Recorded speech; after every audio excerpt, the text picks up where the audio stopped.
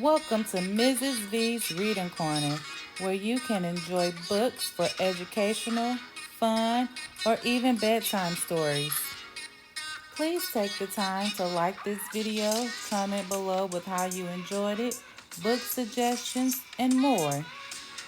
And don't forget to subscribe to my channel to get all the new books that I post first.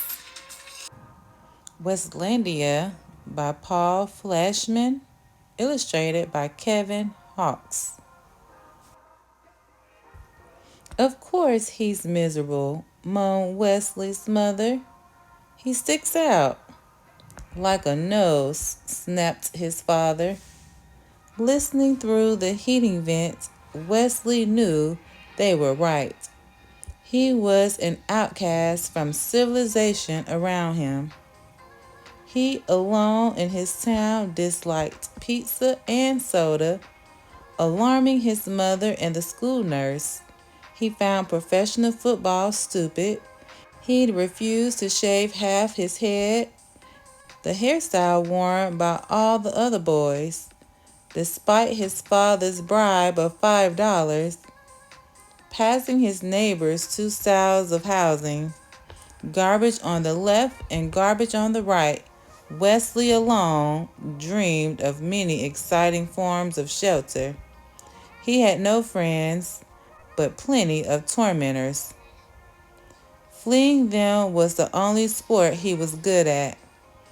Each afternoon, his mother asked him what he learned in school that day. That seeds are carried great distances by the wind, he answered on Wednesday. That each civilization has its staple food crop, he answered on Thursday. That school's over and I should find a good summer project, he answered on Friday.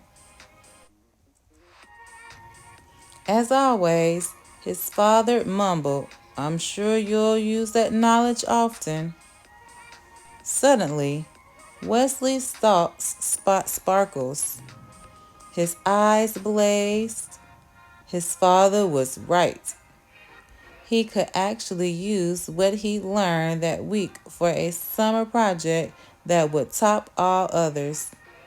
He would grow his own staple food crop and found his own civilization. The next morning, he turned over a plot of ground in his yard.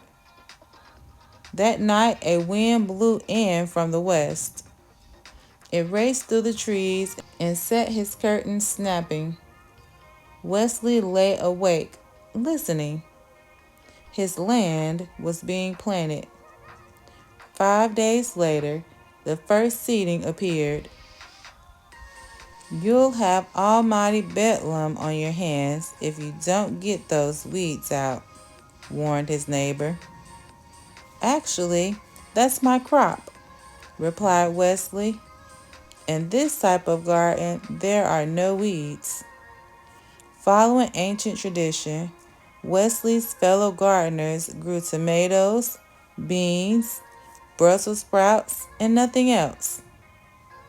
Wesley found it thrilling to open his land to chance, to invite the new and unknown. The plants shot up past his knees, then his waist. They seemed to be all of the same sort. Wesley couldn't find them in any plant book.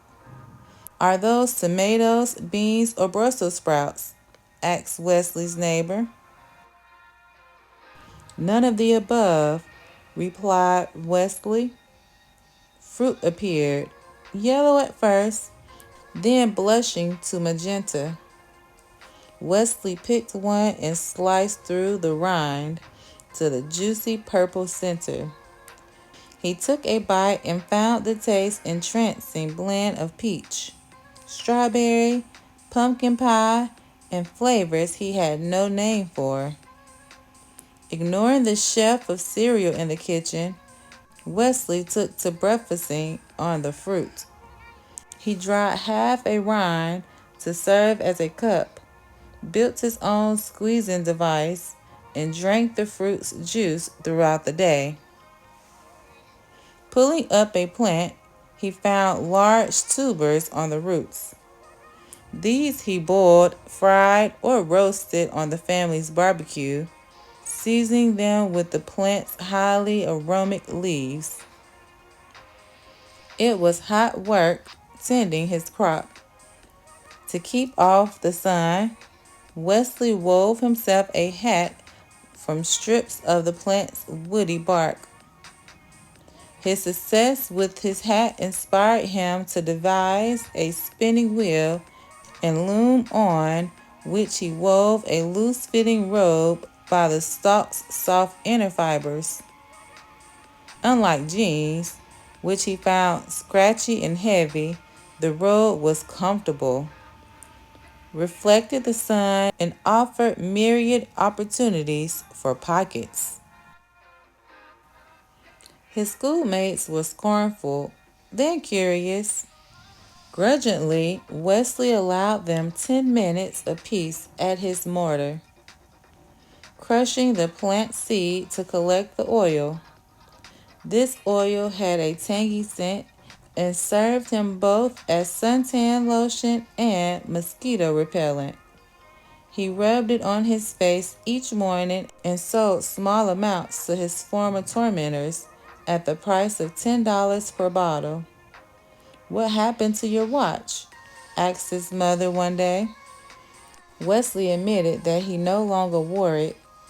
He told time by the stalk that he used as a sundial and had divided the day into 8 segments, the number of petals on the plant's flower.